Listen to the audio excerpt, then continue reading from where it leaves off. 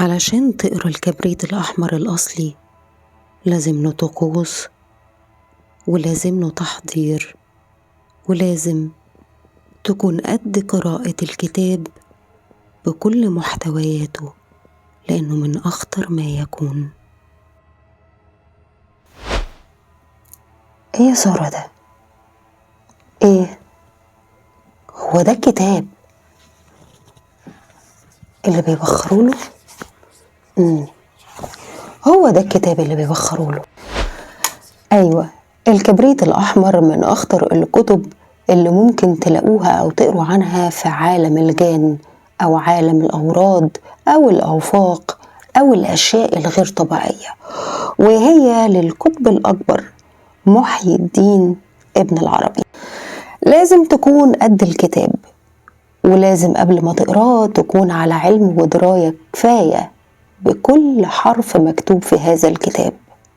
ولو قريته من غير ما تعرف ايه اللي ممكن يحصل او اخطاره او اللي ممكن يحضره، ساعتها هتحصل لك زي ما حصل لصناع عمل الكبريت الأحمر. وهو ايه اللي حصل لصناع الكبريت الأحمر؟ اللي حصل لصناع الكبريت الأحمر الجزء الأول والتاني اللي كلكم شفتوه، وكلنا شفنا قصة المسلسل اللي عيشتنا أكنه بالفعل حقيقة. والحقيقة إن المخرج والسيناريست في غاية البراعة، لأنهم لما حاولوا يقدموا لنا عمل جابوه لنا من أرض الواقع وليس من الخيال العلمي زي ما كتير بيعملوا. بالفعل السيناريست والمخرج جابوا الأبطال بتوع المسلسل وعملوا نفس الأوفاق اللي موجودة في الكتاب بحذافيرها نقطة نقطة، وكانت النتيجة إن كل صناع العمل أصابوا وابتلوا ابتلاء غير عادي، وكل المسلسل وقف وما بقوش عارفين يصوروا.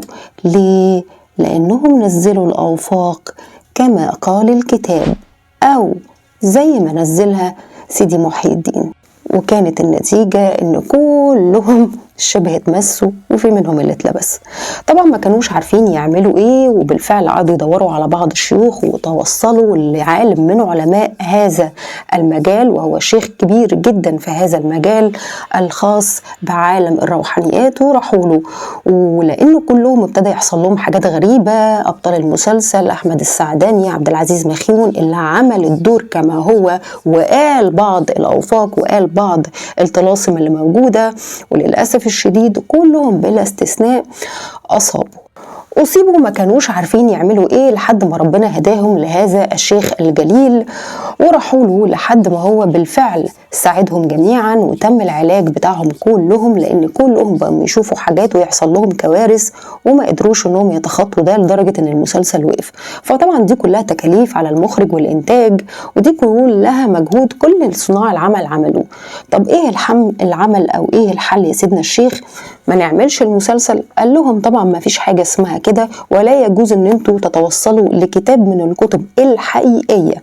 ودي كانت صياعة من المخرج انه عارف يوصل للكتاب الحقيقي والغير محرف، وانا متأكدة انه اكيد دفع فيه كتير، لان كل الكتب زي ما كنت بقول لكم دايما كل الكتب الموجودة محرفة، ولكن المخرج او السيناريست او ايا كان اللي توصل للكتاب المرة دي وصل الكتاب الحقيقي، النسخة الاصلية من كتاب الكبريت الاحمر. ولانهم طبقوا كل شيء كل حاجة وقفت، وده اللي كنت بحاول افهمهمكم على مضض ان مفيش اي حاجة من هذه الكائنات لو انت عملتها صح تعرف تصور بأي كاميرا أيا كان خلقها ربنا، لأن هذا المخلوق طاقته أكبر بكتير جدا من كل المعدات اللي حضرتك بتشتغلي بيها. فكل اللي انتوا بتشوفوه ده وهم وزيف وكذب، وزي اللي انتوا قعدتوا تقولوا عليه بتاع فيلم سجين ان هو فيه طلاسم حقيقية وبلا بلا بلا بلا. صناع عمل الكبريت الأحمر علشان عملوا الأوفاق حقيقية، العمل تماما وقف ومفيش معدات كانت بتشتغل، وكلهم أصابوا بالمس والأذى من هذه المخلوقات. وطبعا قالوا لسيدنا الشيخ طب احنا هنعمل ايه بعد التكلفة دي كلها؟ ما نعملش المسلسل؟ قال لهم لا اعملوه.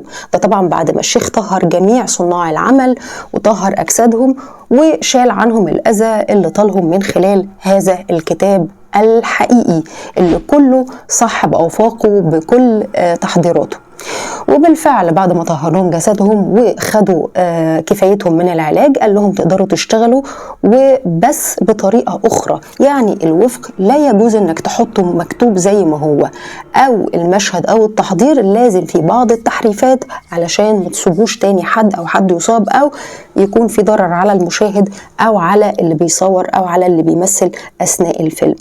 وبالفعل الكبريت الأحمر تم تحت رعاية هذا الشيخ، وكان في أي حاجة كانوا بيرجعوا له علشان ما يحصلش المشاكل اللي حصلت لصناع المسلسل كلهم. القصة دي حقيقية ومش فيك ولا أي حاجة، وأتمنى الفنان أحمد السعدني يطلع ويحكي الحكاية، أو صناع العمل كلهم لو أي حد موجود وبيسمعنا أو الفيديو وصله، يا ريت تطلعوا تحكوا الحكاية اللي حصلت وتقولوا أضرار إن كنتوا تتوصلوا لكتاب حقيقي وتطبقوا كل اللي فيه، لأن الحاجات الحقيقية ما بتشغلش الكاميرات، بتصيب كل الناس والعمل بيعطل. يعني يا سارة نستفيد من كده ايه؟ سواء فيلم سجين او غير سجين او ايا كان خلقه ربنا من تحضير حقيقي او تواصل بحقه حقيقية، بتعطل الكاميرات ومفيش حاجة بتشتغل زي صناع عمل الكبريت الأحمر واللي حصل لهم.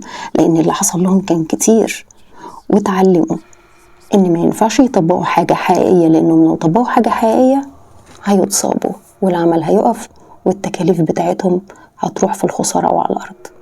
فهمتوا حاجة؟